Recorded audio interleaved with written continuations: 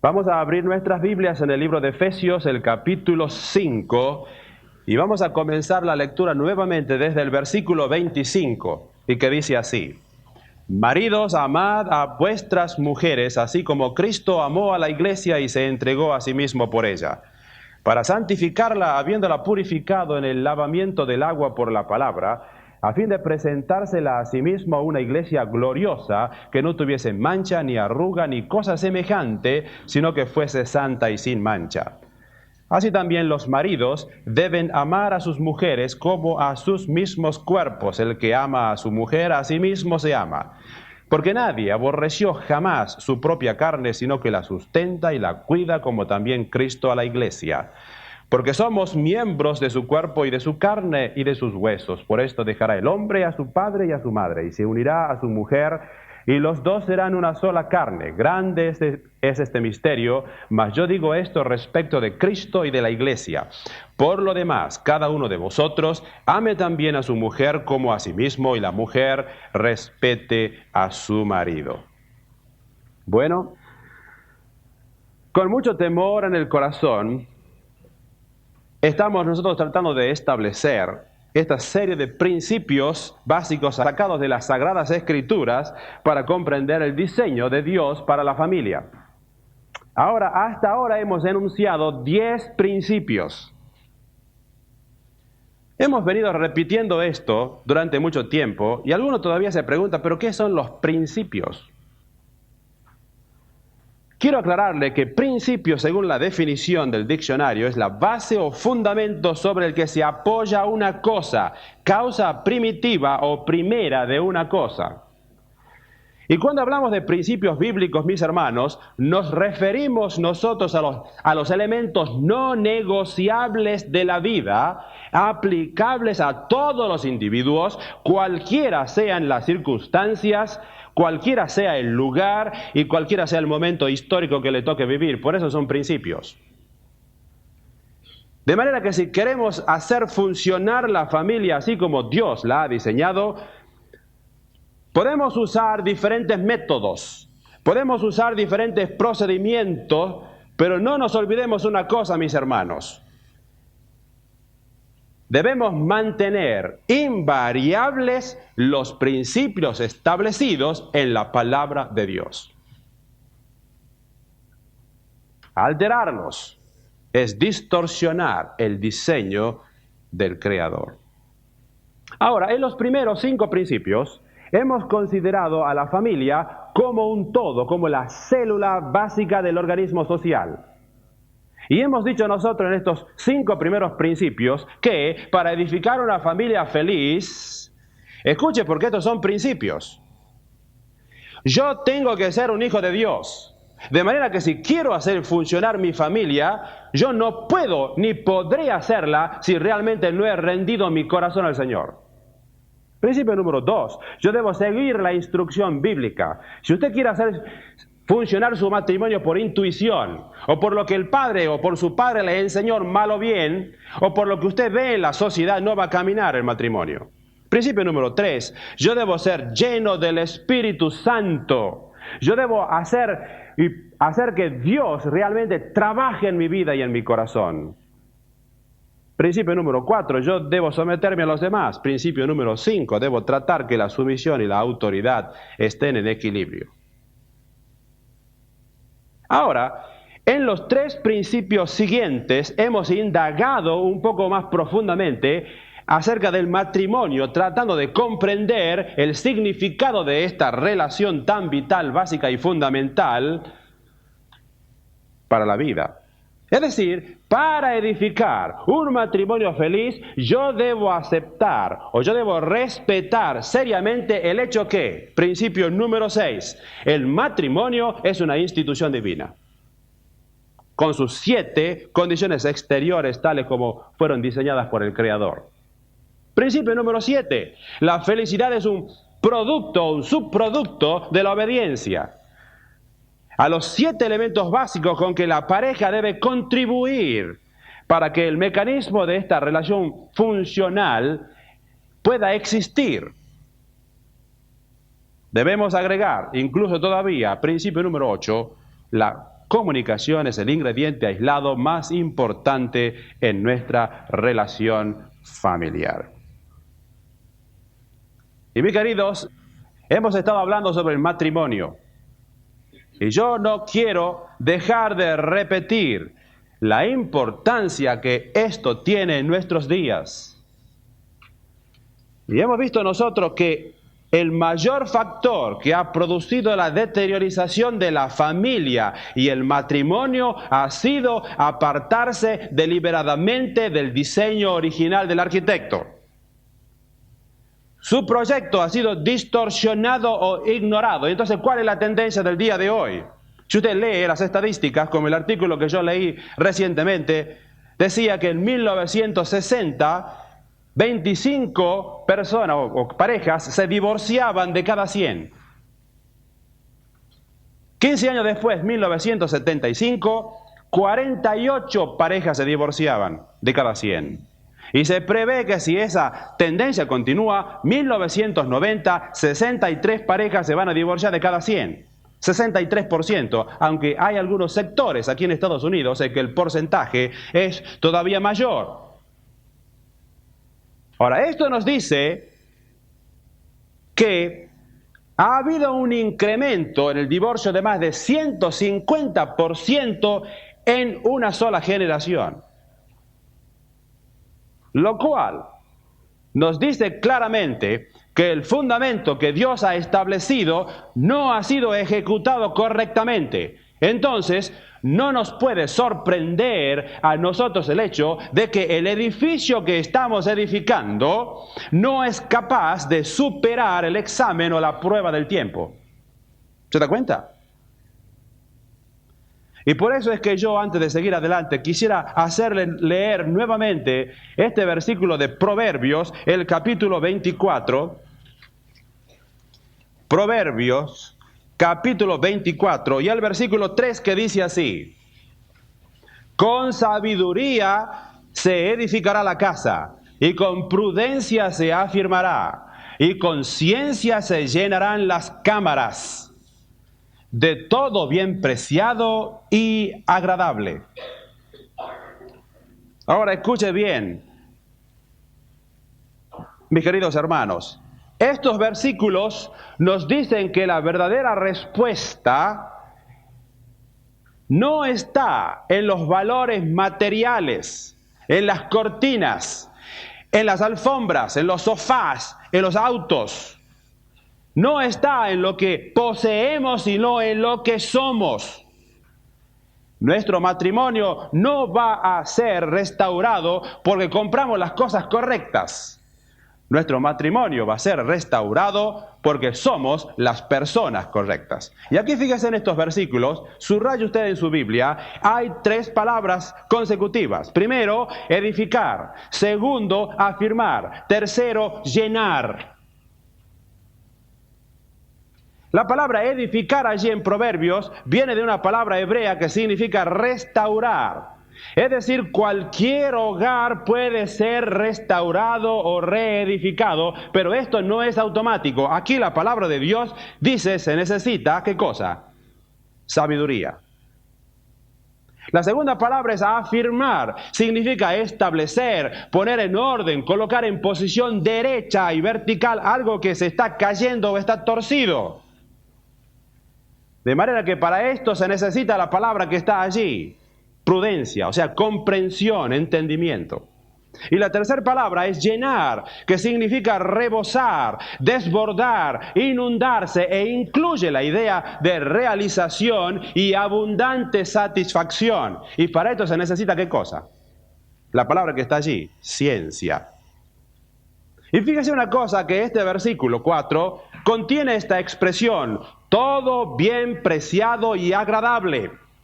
Y no tiene nada que ver con posesiones tangibles, más bien se refiere a las cosas esenciales que hacen a la vida completa y significativa, como memorias, relaciones, actitudes o caracteres. Ahora, ¿usted ha pensado muchas veces en los valores de la vida? En todos los valores que hacen a su hogar y a su familia. ¿Usted ha pensado y los ha puesto en una lista? ¿Y usted ha pensado que un día usted vaya llegando a su casa y cuando da vuelta a la esquina se encuentra que toda su casa se vino abajo y está hecho cenizas por un incendio?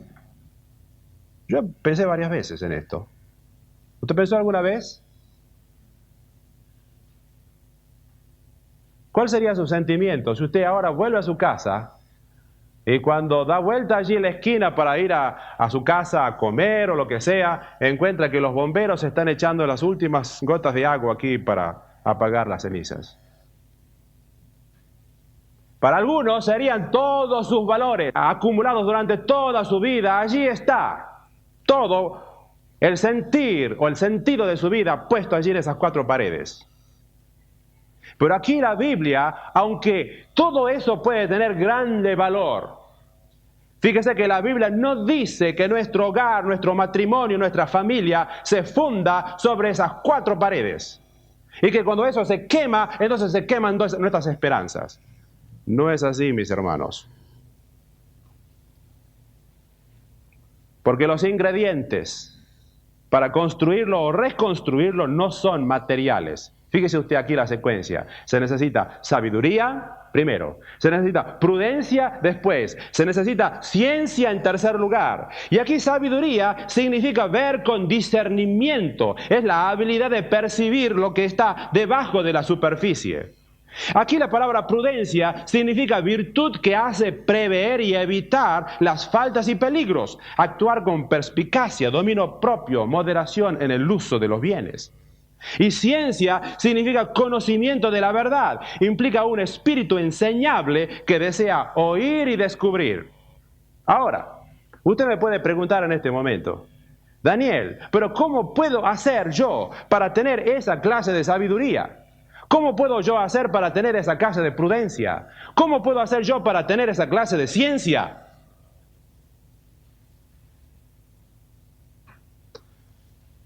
Quiero decirle que la respuesta a esto no se encuentra en la universidad. La respuesta a eso no se encuentra en los libros. La respuesta a esta pregunta no se encuentra en la universidad. La respuesta a estos hechos fundamentales de la vida se encuentra aquí, mis queridos hermanos, en la palabra de Dios. Proverbios, capítulo 2 y el versículo 6. Ya lo hemos leído, quiero solamente repetírselo. Dice así: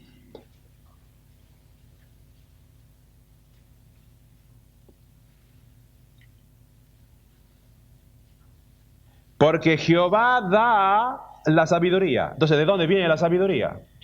De Jehová. ¿Usted quiere ir a la universidad para adquirirla? ¿Usted quiere leerse un montón de libros? Imposible. Aquí dice que la sabiduría que usted necesita para establecer su hogar no viene de la universidad. Viene de Dios, de arriba. Porque Jehová da la sabiduría. Y de su boca viene el conocimiento y la inteligencia, que son estas tres palabras que están repetidas de otra forma en este versículo que hemos leído. Y fíjese lo que dice el Salmo 127. Salmo 127, en el versículo 1. Dice así: si Jehová no edificare la casa, en vano trabajan los que la edifican. Si Jehová no guardare la ciudad, en vano vela la guardia. ¿Usted qué puede aprender de este versículo? Que si Jehová no está trabajando en su hogar, si Dios no está edificando su casa, usted podrá hacer todos los esfuerzos que quiera y no va a poder edificarla como Dios quiere. Dios es el único que puede darnos la habilidad, la destreza, la aptitud, la capacidad que necesitamos. Y hacerlo independiente de Él es estar expuestos a la desilusión y al fracaso. ¿Sabe por qué? Porque Dios inventó el matrimonio y Él solo tiene la patente de invención. ¿Se da cuenta?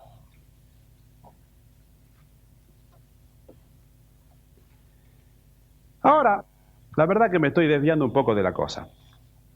Hemos dicho que los primeros 5 principios tienen que ver con la familia en general.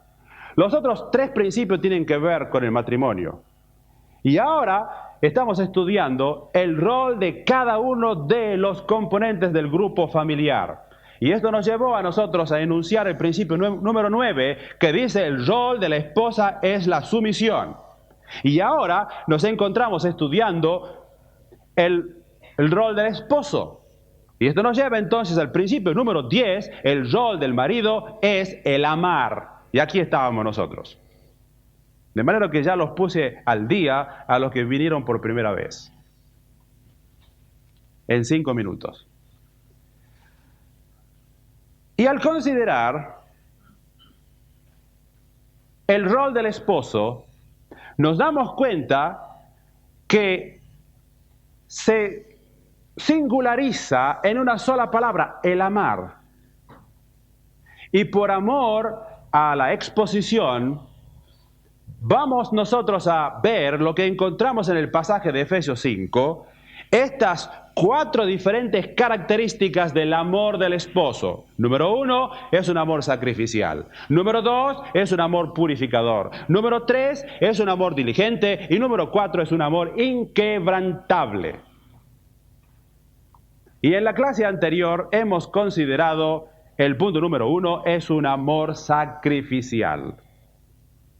Repaso rápidamente. Este versículo dice maridos. ¿Qué maridos? Todos los maridos. Si usted tiene un documento que prueba que es casado con su esposa, es suficiente. No necesita ninguna calificación adicional. Dice, amad a vuestras mujeres, exclusividad, no a su vecina, su compañera de trabajo. Algunos malentienden la cosa. Aquí dice, a vuestras esposas. Dice, amad. Aquí no dice que debemos amar a nuestras esposas con el amor eros, o con el amor fileo, o con el amor storge que hemos explicado, sino con el amor ágape, que significa amor que se mide por el sacrificio. Y la palabra que se usa aquí, ágape, es la expresión que designa la más alta forma de amor y describe una clase de amor por parte del marido que hace que sea un placer para la esposa sujetarse a un hombre tan amoroso. ¿Se da cuenta? Cuando un marido es capaz de amar con amor ágape a su esposa, va a ser pero un gozo y un placer para la mujer someterse. Ahora, la mujer muchas veces no se somete justamente porque su marido no la está amando con este tipo de amor. Cuando la Escritura requiere la autosujeción o la sumisión de la esposa, lo hace en base a una respuesta o lo hace en base a la respuesta inteligente de un amor sacrificial de parte del marido. Y escuche esto. Sin la presencia de esta conclusiva evidencia, ninguna esposa podrá amar y sujetarse con inteligencia y propósito a su propio marido. Ahí viene la dificultad. Y el texto sigue diciendo, así como. ¿Así como qué? Dice aquí, así como Cristo amó a la iglesia. Así como significa de la misma manera. La suprema ilustración de la forma en que el marido creyente debiera amar a su esposa es como Cristo amó a la iglesia. Así como. A nosotros nos gustaba cuando la Biblia nos decía que la mujer se tiene que sujetar al marido, pero escuche, esposo, y yo también. Es duro ahora cuando nos toca a nosotros responder al rol que Dios nos ha dado a los hombres. Y sigue diciendo, así como Cristo amó a la iglesia. Es decir, la esposa debe sujetarse a su marido ¿cómo? Como la iglesia se sujeta a Cristo. Esta es la analogía. Y este es un rol difícil, ya lo hemos dicho, duro para la mujer. Pero el marido debe amar a su esposa ¿cómo? Como Cristo amó a la iglesia. Esa es la analogía. Y quiero decirle, mis hermanos, que en comparación, la responsabilidad de la esposa frente a la responsabilidad del esposo queda empequeñecida. ¿Por qué? Mis hermanos, porque es intimidante y tremendo pensar que la autoridad divina, investida en un esposo y padre, está modelada sobre la persona de Cristo. ¿Qué le parece a usted? Está modelada sobre la persona del Hijo de Dios. Y la autoridad de Cristo está basada sobre su propio sacrificio. ¿Sabe por qué es más duro el rol del esposo que el de la esposa? Porque el esposo debe actuar y representar a Cristo en su hogar. ¿Qué le parece? Y yo cuando empiezo a pensar y reflexionar en tremenda responsabilidad, tiemblo. Y la verdad que la sumisión de la esposa queda realmente empequeñecida ante la tremenda responsabilidad de imitar en mi hogar la persona de Cristo. ¿Qué le parece a usted? Ahora usted se pregunta, pero ¿y cómo amó Cristo a la iglesia? Bueno, aquí dice, en este texto, así como Cristo amó a la iglesia y se entregó a sí mismo por ella. Es decir, Cristo se dio a sí mismo. En primer lugar, estuvo dispuesto a perder sus prerrogativas y desnudarse de su gloria. Vino como un siervo. En segundo lugar, estuvo dispuesto a ser humillado en nuestra propia carne, ser despreciado e inclusive al final de sus días ser escupido y ser abofeteado. Tercer lugar, no solamente allí terminó su humillación. Filipenses capítulo 2. Él fue llevado hasta la cruz. Y mis queridos hermanos, el Señor Jesucristo, en un amor sincero, profundo y deliberado por la iglesia, estuvo decidido a dar su vida en la cruz del Calvario por su esposa. ¿Qué le parece a usted? Y allí Él fue coronado de espinas, fue atravesado y allí murió expirando en medio de dos malhechores.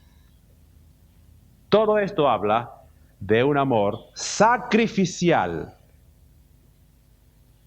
De ninguna manera fue este un amor egoísta. Cristo no amó a la iglesia para que la iglesia hiciese algo por Él. Él se dio todo por la iglesia. Escuche lo que dice Crisóstomo comentando este pasaje.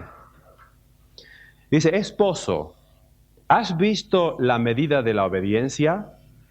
Escucha también la medida del amor.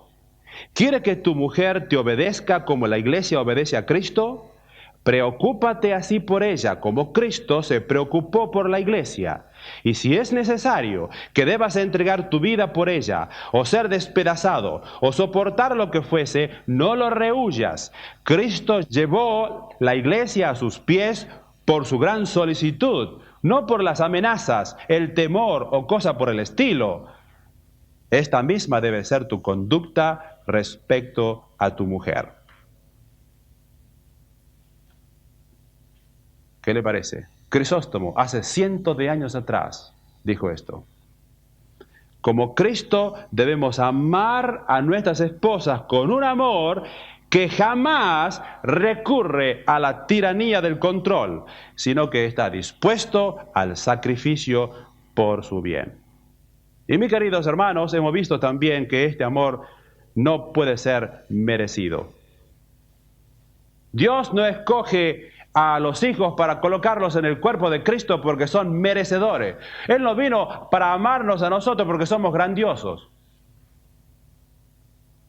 porque somos extraordinarios. Entonces Él vino a nosotros a hacernos un favor de llevarnos al cielo. ¿Pero qué se cree Dios si yo soy número uno? Él no vino para hacernos un favor. Al contrario, siendo nosotros pecadores, miserables, con una mente corrompida, ¿no es cierto? Él vino a salvarnos a nosotros y a hacernos merecedores del cielo, cosa que nosotros ni siquiera por la sombra lo merecíamos. Y a esto nos trae esta conclusión práctica, mis hermanos. Un amor que da solamente a aquellos que lo han ganado o son dignos de recibirlos es un amor de segunda categoría. Porque para que haya un amor como el que aquí se describe, tiene que haber sacrificio, entregamiento propio de la persona. Ahora, ¿cómo amamos nosotros? Fíjese qué contraste. Nosotros decimos en nuestro corazón de nuestras esposas, si ella se porta bien, entonces la voy a amar. Si no se porta bien, le voy a aplicar el hielo, la voy a ignorar. Nosotros decimos, yo no puedo amar a mi esposa, porque después de tantos años ya dejó de ser atractiva para mí. Entonces ya no la amo. Ahora ya está arrugada y un poco excedida de peso. Entonces ya ese cariño que tenía ya no la amo. Fíjese usted, así amamos nosotros.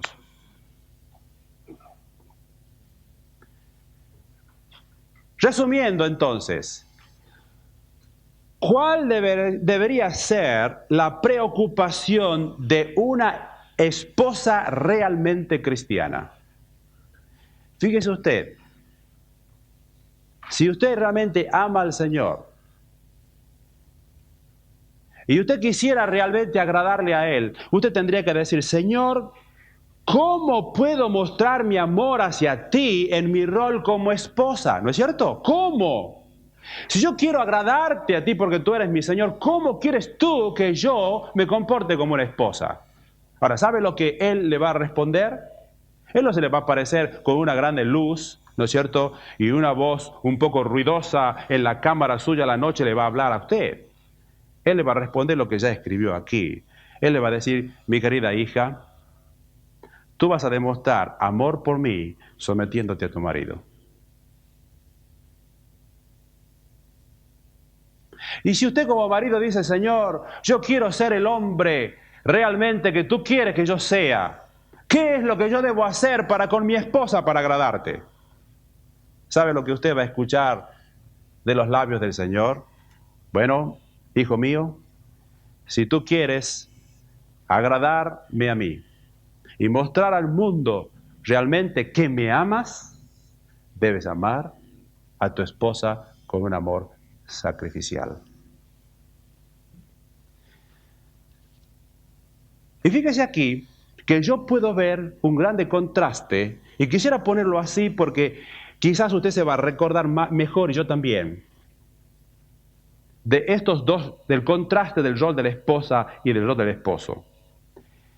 Y quisiera resumirlo porque muchas veces me parece que resumiéndolo puede quedar mejor en nuestras mentes. A la luz de la analogía bíblica, el rol de la esposa y del esposo pueden ser simplificados en estas dos palabras. Para la esposa, vivir. Para el esposo, morir. ¿Escucho bien? Simplificado de otra manera, el rol de la esposa es vivir, el rol del esposo es morir. ¿Cómo?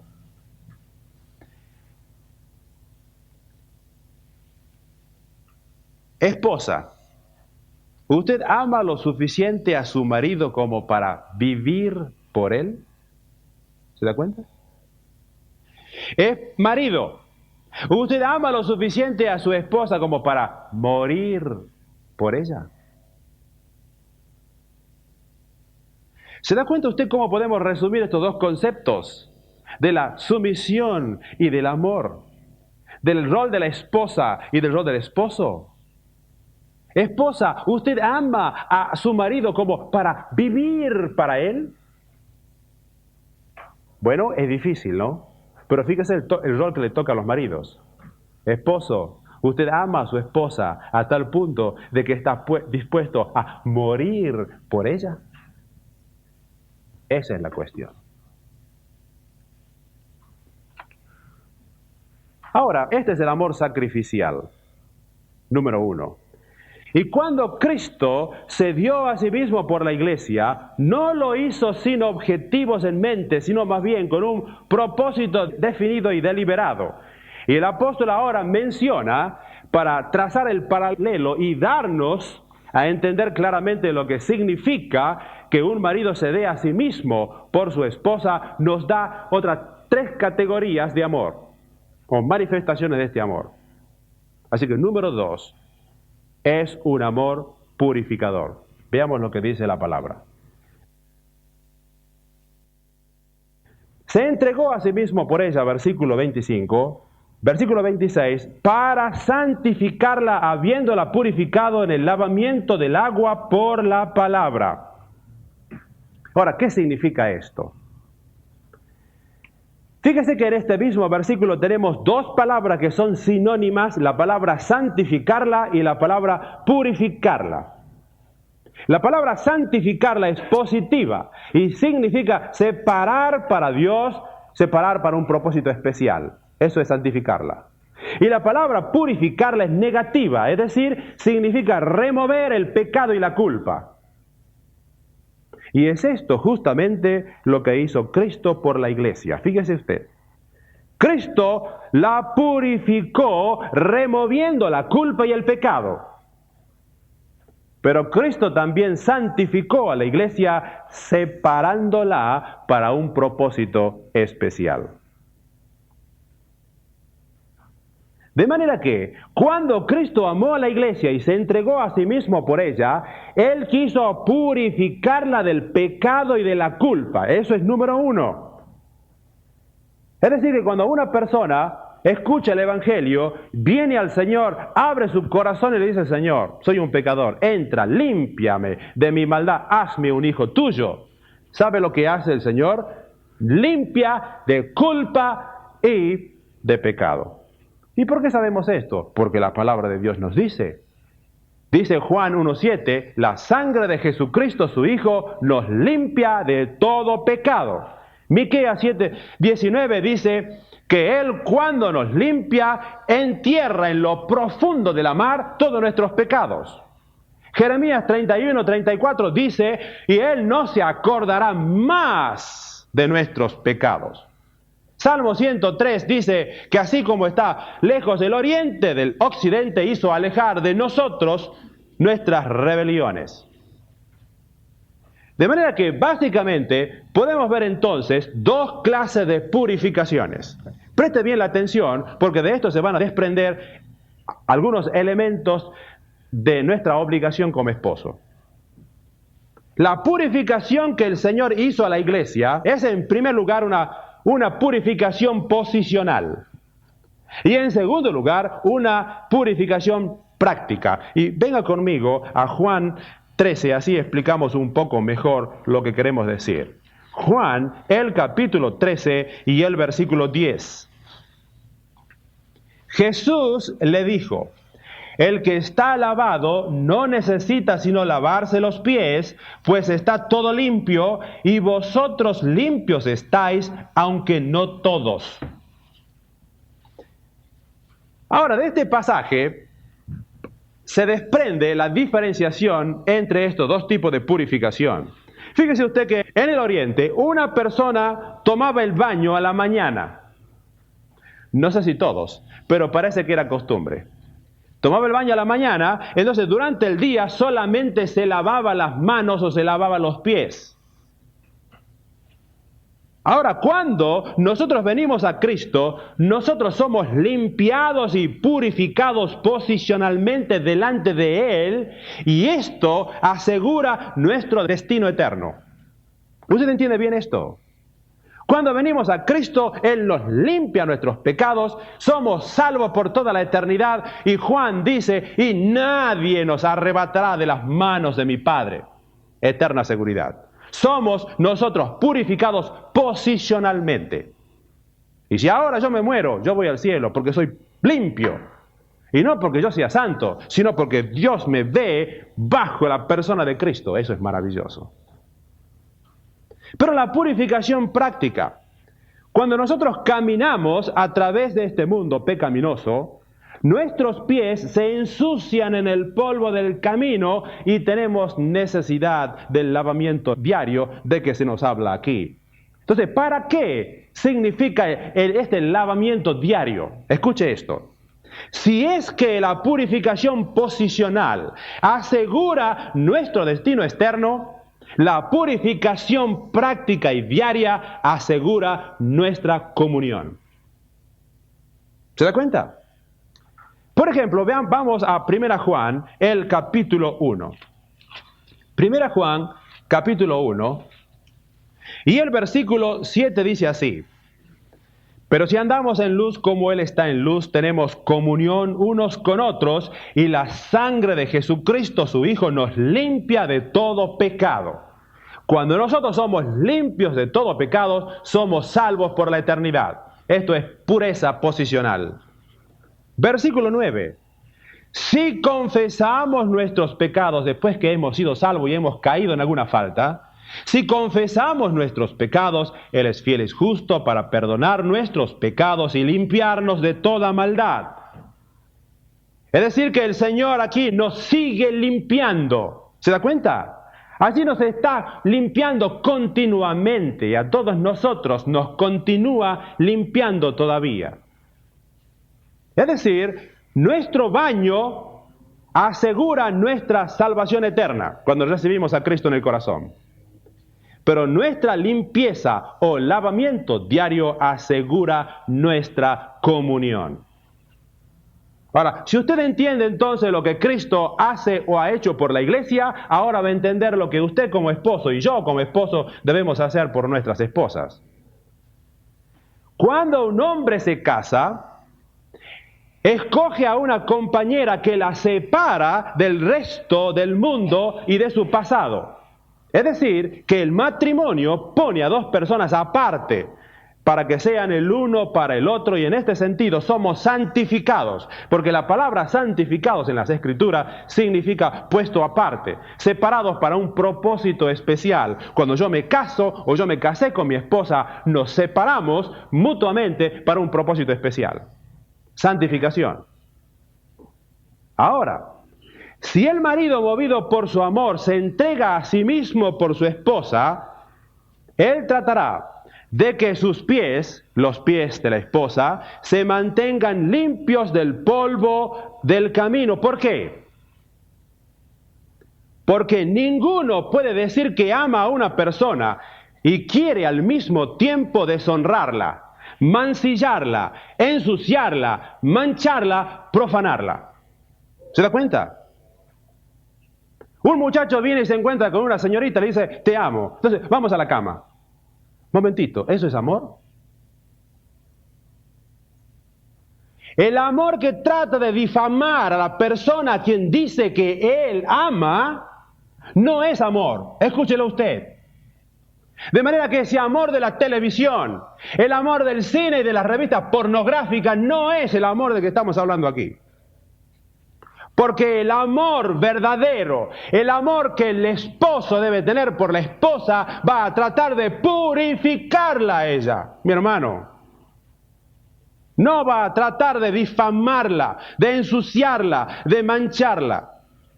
Y cuando un hombre ama realmente a su esposa, buscará por todos los medios de mantener los pies de ella limpios del polvo del mundo. Y hará todo lo que está a su alcance para hacer que ella se mantenga pura, virtuosa y santa.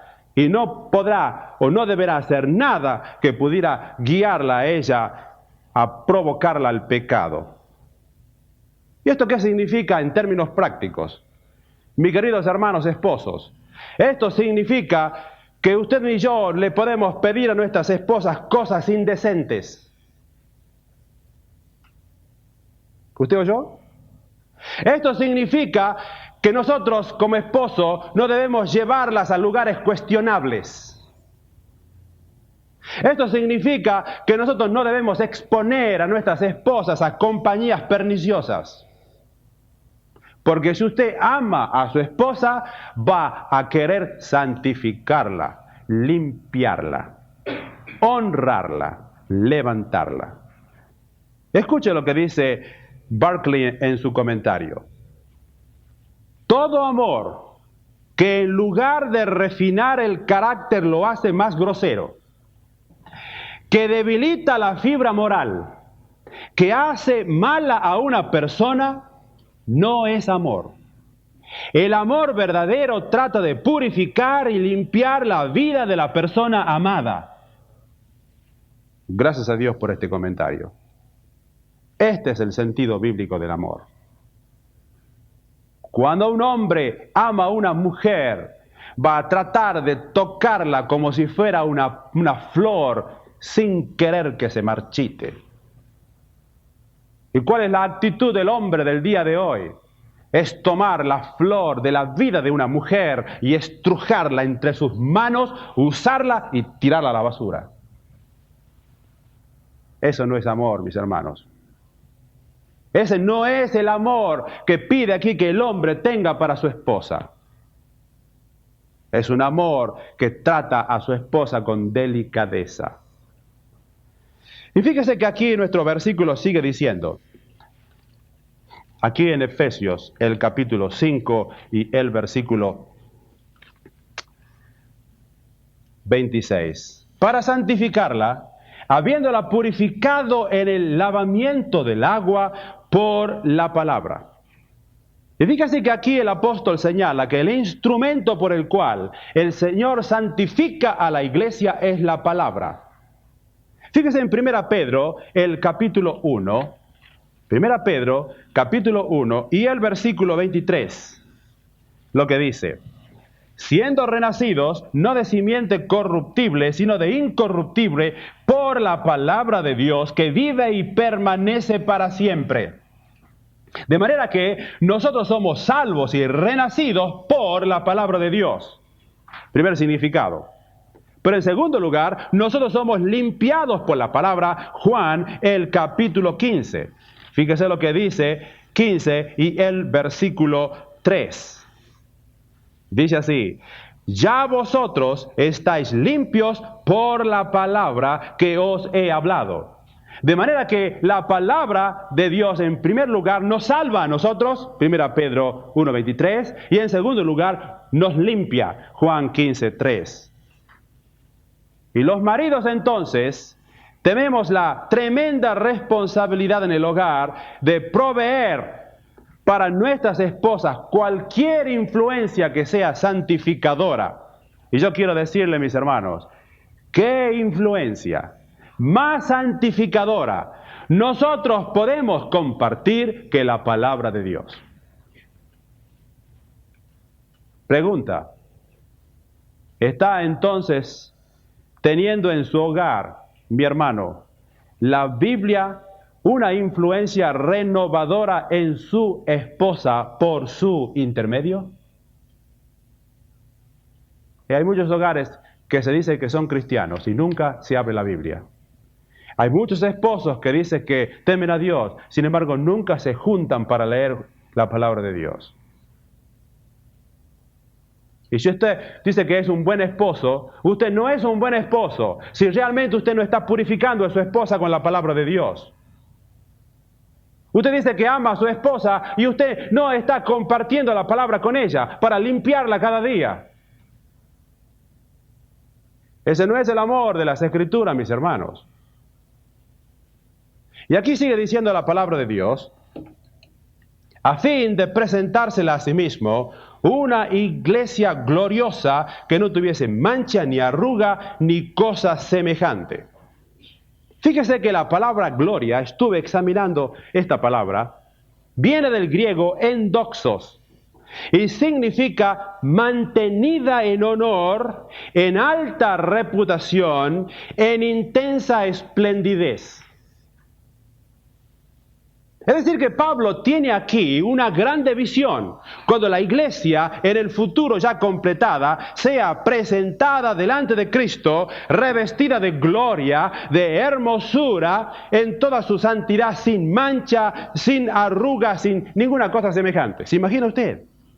¿Se imagina usted cuando todos nosotros juntos, allá en el cielo, vestidos con vestiduras como el sol, estemos preparados para unirnos con el esposo para siempre? Tremendo pensamiento. Y dice aquí, tan perfecta que aún no habrá imperfecciones superficiales. Y estaba leyendo un comentario que me hizo notar algo que ni siquiera yo había podido advertir. Que la palabra aquí, mancha y arruga, significa cosas superficiales. Es decir, una mancha usted la puede sacar, una arruga usted la puede planchar. No tiene nada que ver con lo que está adentro. ¿Se da cuenta? No tiene nada que ver con su carácter. Pero aquí dice que la perfección va a ser tan grande que no solamente es una perfección interior, va a ser una perfección exterior que no va a haber ni manchas ni arrugas, mis hermanos. ¡Qué gloriosa que va a ser la iglesia allá en el cielo! A mí se me ponen los pelos de punta. Cristo va a levantar a la iglesia a su nivel. Nada menos podría ser Él. Sin arruga, sin mancha, sin cosa semejante. Mis queridos hermanos, esto quiere decir que el rol del esposo debe ser honrarla, honrar a la esposa, tenerla en alta estima y exaltarla. No solamente en el círculo familiar, exaltarla no solamente en el círculo de los amigos, exaltarla no solamente en el círculo de los conocidos alrededor, sino exaltarla en su propia mente. Fíjese usted, un comentarista dice en su libro que se puede notar en el rostro de una mujer cuando ella es honrada, estimada y exaltada por su marido. ¿Por qué? Dice, porque hay un brillo en sus ojos y una gloria en su semblante que no puede ser duplicado. Déjeme ver su rostro, hermana.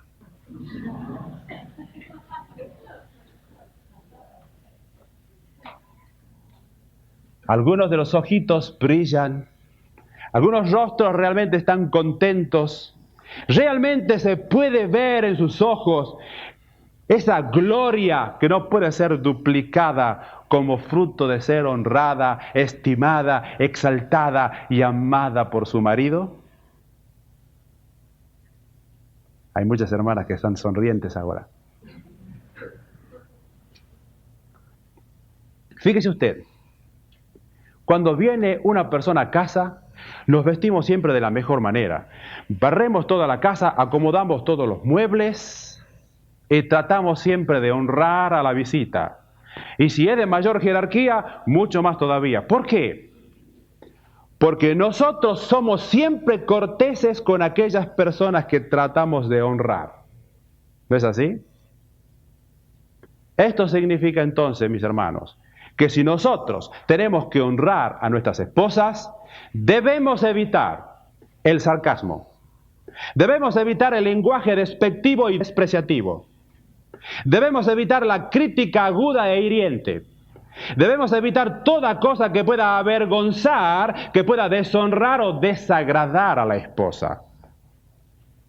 Ahora el hábito y el acostumbramiento puede hacer degenerar la cortesía. Y es responsabilidad del marido hacer que su esposa se sienta importante para él y no permitir nunca que su amor decaiga. Esa es la función del esposo. Siempre nosotros pensamos, y claro, como la mujer es más tierna, más suave, entonces ella es la que tiene que dar en la tónica del amor en la casa.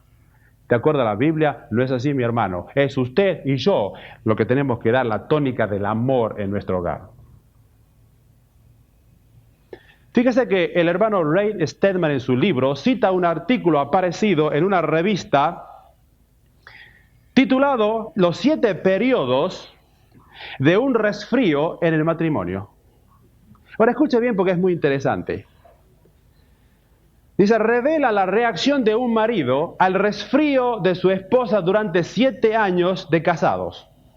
Primer año, dice el esposo. Ella estornudó solamente, dice el esposo. Mi dulce amor, yo estoy muy preocupado por mi nena pequeña. Tú has tenido un fuerte estornudo y no hay por qué suceda esto con tanta medicina alrededor. Esta tarde te voy a llevar al hospital para una revisación general y un buen reposo. Yo sé que la comida es pésima allí, pero no te preocupes, yo traeré la comida del restaurante Rossini. Segundo año. Escúchame mi sueño, todavía está la cosa allí. Escúchame mi sueño, no me gusta el sonido de esa tos. Ya he llamado al doctor Miller para que rápidamente venga aquí. Ahora usted se va a la cama como una nena buena. Por favor, hágalo como para papá. Tercer año. Querida, todavía se dicen querida, tercer año. Querida, me parece que sería mejor que vayas a acostarte. Nada mejor que un pequeño reposo cuando uno se siente bien. Yo voy a traer algo para comer. Tercer año, las cosas todavía siguen más o menos políticamente bien. Cuarto año. Mira, querida, debes ser un poco sensible. Después que des de comer a los chicos y laves todos los platos, entonces podrás ir a recostarte. Quinto año, se resfría ella de la misma manera, estornuda por primera vez y entonces él le dice, nena, ¿por qué no te tomas un par de aspirinas? Ya la cosa no está tan melodiosa ni dulce, ¿no? Ni honey por aquí, ni mi amorcito por allá. Sexto año. Me parece que deberías hacer algunas gárgaras o algo en lugar de estar sentada ladrando como una foca.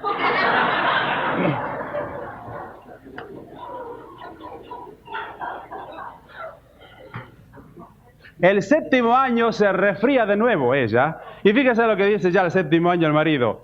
Pero por favor, che, para de estornudar. ¿Qué es lo que estás queriendo hacer? ¿Contagiarme tu neumonía? Ahora, así se produce la deteriorización del amor y como consecuencia de la cortesía, mis hermanos. Y esta es la queja de muchas esposas. Muchas esposas que dicen, mi marido ni siquiera me tiene en cuenta. Cortesía ya no existe. Para él, otras dicen, yo soy como un mueble más en la casa. Otras dicen, yo soy importante por lo que yo hago para él, pero no por lo que yo soy, por lo que soy. Y así una mujer no se siente segura del afecto de su marido. Y sabe una cosa, cuando una mujer no se siente segura del afecto de su esposo, hay al menos dos reacciones. Primera reacción, hay un comportamiento irrazonable. Y muchas veces llega el esposo todo contento del trabajo y por una cosa cualquiera, ella salta y explota. Esta es una de las reacciones que dice que ella no se siente realmente amada y segura del cariño de su esposo. Otras veces, tratando de autoprotegerse. ¿Qué es lo que pasa cuando una mujer no se siente segura del cariño de su esposo? Tratará de edificar una vida independiente aparte de su esposo. Entonces, ¿qué es lo que hace? Levanta barreras de protección para no sentirse herida. Busca una nueva carrera o nuevas amistades. Cuando eso haga su esposa, mi querido hermano, ojo, porque entonces ella se está sintiendo independiente. No está segura de su cariño y de su amor. Punto número 3. En el rol del esposo, el amor que él tiene para su esposa debe ser un amor diligente, versículo 28. Así también los maridos deben amar a sus mujeres como a sus mismos cuerpos. El que ama a su mujer, a sí mismo se ama. Ahora, fíjese la analogía. La iglesia es el cuerpo de Cristo. Y de la misma manera, la esposa es el cuerpo del marido. O sea que el marido es la cabeza de la mujer, ya lo hemos visto en el versículo anterior, versículos 23 y 24. Ahora, en vista de esto, o del contexto, no significa que él debe amar a ella, o a la esposa, como a su propio cuerpo. Escúcheme esta comparación, porque aquí dice que el marido debe amar a su esposa como a su propio cuerpo. Pero aquí la traducción parece ser que para nosotros en el español no da la idea que da en el original. Si es que la esposa es el cuerpo y el marido es la cabeza, quiere decir que es una sola cosa. Por eso dice que el hombre dejará a su padre, a su madre, se unirá a su mujer y serán una sola carne.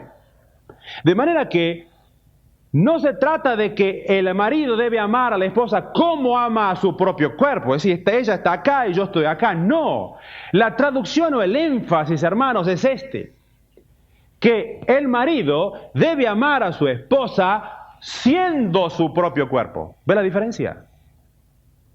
No como a su propio cuerpo, sino siendo su propio cuerpo. Ahora fíjense, mis hermanos, que nosotros empleamos un montón de tiempo en nuestros cuerpos. Hacemos ejercicio, usted ve muchos hombres corriendo por la calle, lo afeitamos, lo peinamos bien, los alimentamos con la mejor comida y, lo que es más todavía, lo vestimos con la mejor ropa. Y nosotros cuidamos nuestros cuerpos y escuche, debemos hacerlo. ¿Por qué? Porque el cuerpo es el templo del Espíritu Santo, según 1 Corintios capítulo 6, versículo 19. Pero lo que la Biblia dice aquí es esto. De la misma manera, nosotros debemos manifestar un amor diligente a nuestra esposa, brindándonos a ella. La Biblia dice, deben amar. No dice la Biblia, bueno, si le parece, amen. O si todas las cosas bien, amen. Aquí usa dos palabras, deben amar. Y según tengo entendido, en el original no es un imperativo, pero lo que significa aquí que es una obligación moral. No es que usted tiene que amarla si le parece bien a usted. Es una obligación moral de amar a su esposa.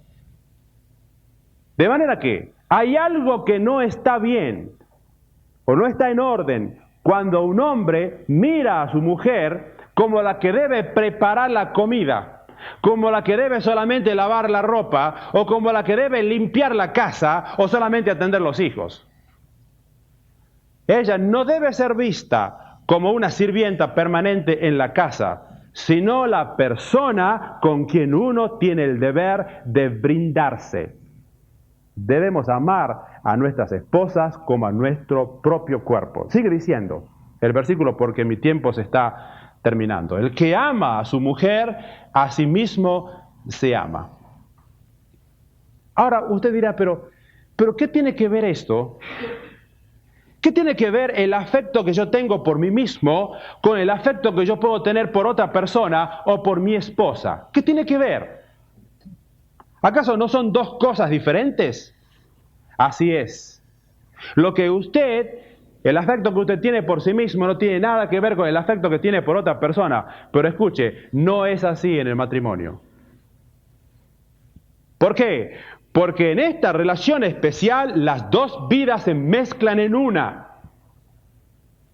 Y es por eso, escuche mi querido hermano, es por eso que el que hiere a la esposa dañará también, o se dañará también a sí mismo. Si él es áspero y cruel para con su esposa, esto carcomerá también a él como un cáncer en su propia vida.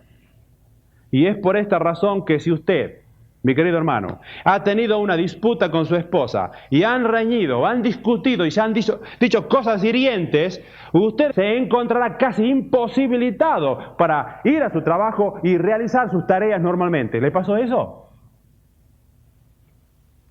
La vez pasada un hermano me habló y me dijo, yo tuve una pelea con mi esposa anoche y resulta que ni ella ni yo pudimos ir al trabajo. Claro que sí. ¿Por qué?